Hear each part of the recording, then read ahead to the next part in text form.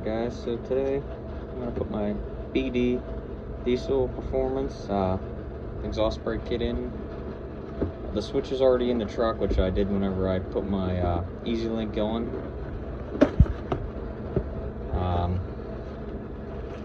It connects inside the cab on the switch and on the gear shifter and onto the OBD2 port, which it actually gives you a new OBD2 port. You just unscrew the old one, screw that one in place, and then you connect the red one to your old one. You have a plug that goes to your mass airflow sensor.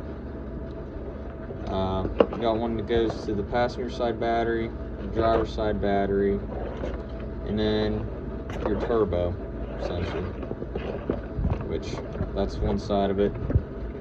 There should be another side of it too, somewhere in this mess. I'm gonna head up to the truck and get it stretched out to where I need it. Alright guys, so up here at the truck, I split the harness in two with the connector. This side is the side for underneath the hood. Like I said, there's two battery cable wires. The power wire is on the driver's side, ground wires on the passenger side. Got your mass airflow sensors, and then you got your turbo control, oil control solenoid wires. Then we'll come down here. This is the inside cab one. This is the one that plugs into the under the hood harness. That plugs into the switch. There it is. If one's false asleep. This plugs into your gear shifter. You got the male and the female side. You got your control module, goes up tied into the dash, and then your double-sided OBD2 port that replaces your factory one. Here you're going to want to remove your lower kick panel, and then underneath the dash you got these three 5.5mm screws to tear the steering column apart, so you can get into that connector. Which, if you didn't see any of the other videos, there's my exhaust brake switch, which I installed when I did my Easy Link switch. But I'm gonna rip the dash apart and then we'll get into the wires. Alright guys, got the dash all apart. This panel just pops down off. You take the 3 screws out of the bottom of your column there. Bottom, you just kind of wiggle it down, unclip. It kind of unclips from the top. And then you can kind of wiggle the top up out too. Hardest part is getting it off this boot and off your ignition switch.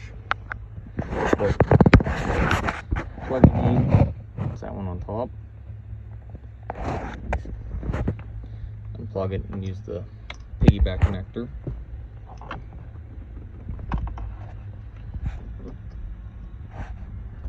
Got my arm in the way.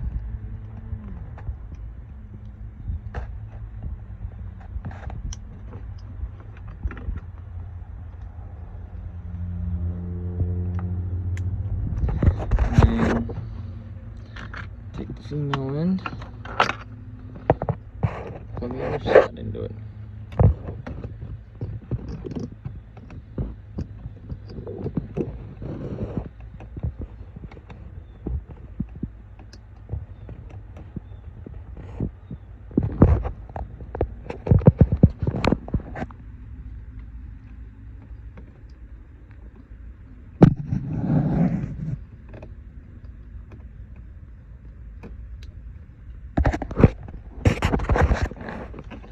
So that's plugged in. I'm going to tuck the wires down in before I put the steering column back together. Make sure I don't have it pinched in anything.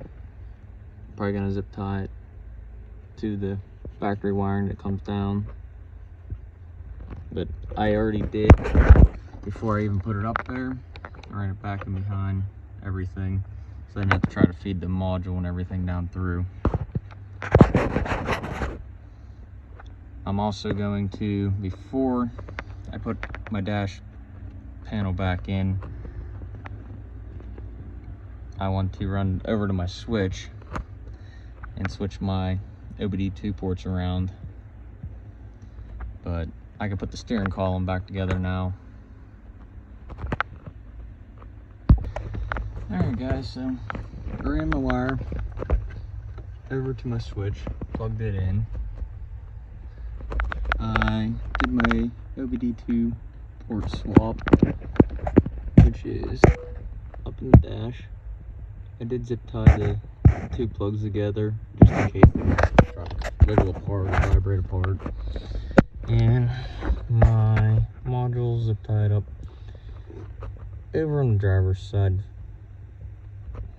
as far as it can possibly get, because I don't really have much more room up underneath the dash of my easy link there. The only wire I did not zip tie up yet is the one that connects to the outside plug, just because I don't know how much slack I'm going to need. But I'm going to go start hooking up underneath the hood. Alright guys, so I'm starting under the hood. Obviously, negative terminal will go on there. Mass airflow. Get the turbo sensor. I don't think you can see it from up here because it's buried back down in there. So you got to take your plastic intake manifold out, or if you got a pusher intake or whatever you have on you. If you have a pusher one, you might actually be able to get into it. But I have to take my plastic intake manifold off, which is, I think, 15 8mm bolts. I got to take these coolant lines off. I take my dipstick tubes off. The back ones are going to be a little harder to get to. I thought I had swivel sockets, but my smallest swivel socket's 10mm. So might fight with those ones a little bit. I have a swivel joint here with a short, shallow socket, so I'm going to try that. I'm going to start tearing this off first since it's the hardest. We'll go from there. Alright guys, I got all the bolts out. Got the sensor unplugged up here. Got it out of where the wire was hooked up. And there's another one down below, which, put that away. Down below. I marked all the bolts because there is two different size bolts. There's long ones and there's short ones, which the only different ones are right there, and in the back there, and in the front here. All the rest are the same. But I'm gonna get ready to pull this out. And sorry if there's more noise now. The neighbor started mowing the grass.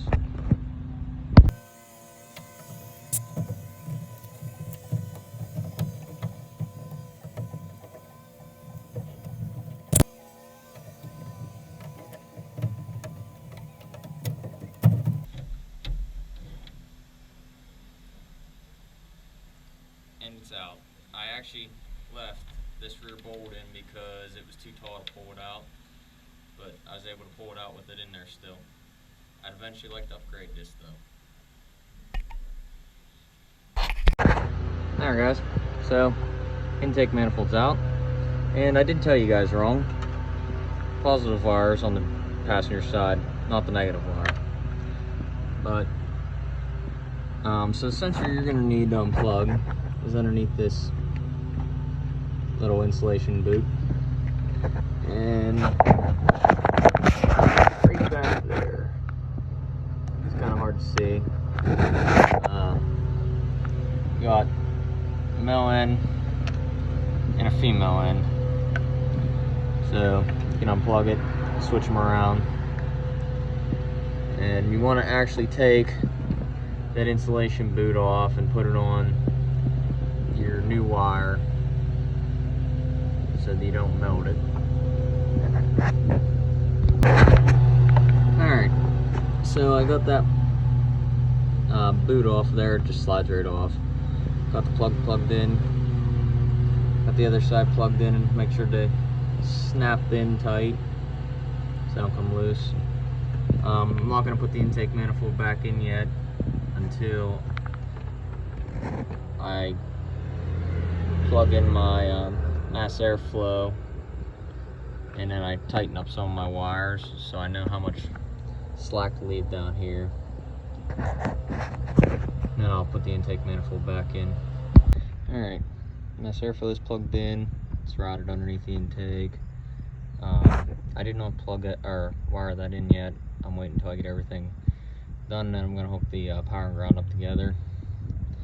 I just zip tied them there, which I forgot to cut that one off. And there, ran up to there, which I may take some of that wire and try to make that a little neater, because I have it bundled up here, and that was just to get it out of the way so I can put the intake manifold back in, and which is what I'm going to do now. I did try to clean these up a little bit with some brake clean and a rag, and it feels smooth. I didn't take a razor blade to them because I didn't want to try knocking a bunch of crap down in them.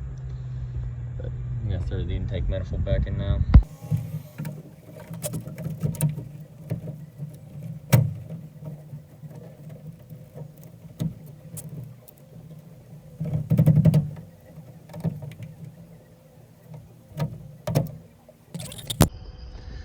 Guys, power wires hooked up. I already saw the mass airflow was hooked up. I pulled those wires down so they weren't as tight up in there. I did throw a zip tie on the computer wire just to hold them a little better so they weren't dangling. There still is a little excess wire on top there, but wasn't much I could do about that. Ground wire, it's hooked up here, routed through, and then it's ran back behind the brake coolant reservoir. That wire will come across, zip tied on the ground, and then I ran it down through the firewall like I did with my soft switch, which I did actually have to cut my grommet bigger because I couldn't get the plug through, and I fought with that for a while. But I got my dash back together. I got it plugged together right there, and tuck the wires up, which the radio will probably kick on once I start the truck, and shut my video off, but we'll just start the video back up. But that's off. You can see this is brighter, it's 1, and there's 2. And then off again. But I'm gonna get my tools cleaned up here, and I'm going to take it for a test drive, empty, see what it does on both settings. One's just the exhaust brake itself, and then level 2 will be exhaust brake plus trans shifting. So we'll see what it does empty. Tomorrow I'll have my gooseneck on with just a small tractor, probably be 7,500 to 8,000 pounds. I'll see what it does then too.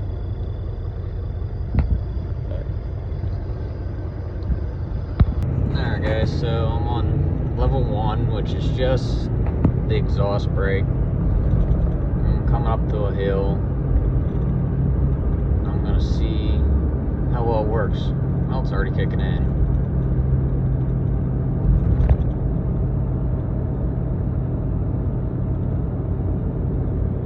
I haven't touched any brakes at all. We'll see what it does.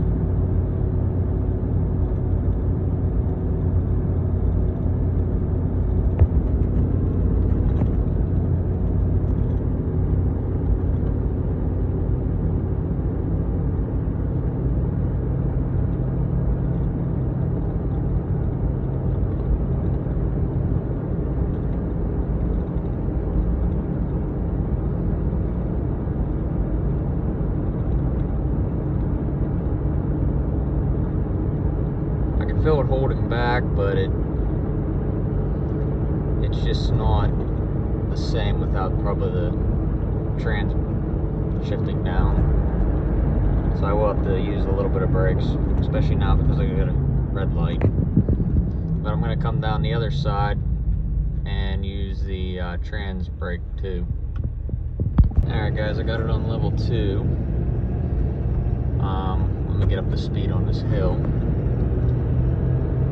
So, when you first let off the gas, the regular exhaust brake kind of takes over, which it's not as good as I'd like it to be. But whenever you tap the brakes, your tow haul light will come on and it'll start gearing down on you. And you can definitely feel it slowing down. A lot better than just normal tow haul mode.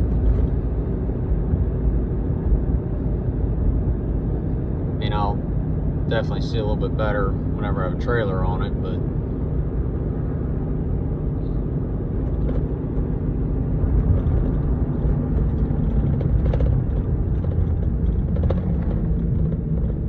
no, I just applied brakes.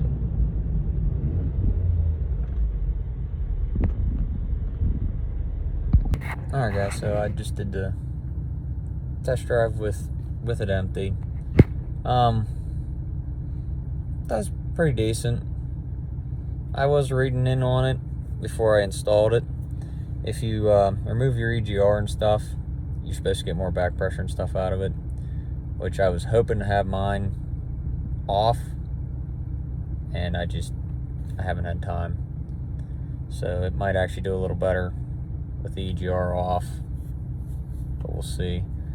I'll get a couple videos of the trailer on it tomorrow, and we'll see what it does there. Alright, I got the trailer on. Wow, I can't get that to focus. And I'm starting down a slight grade. Tap the brakes, get it to start. We're about 50 mile an hour now.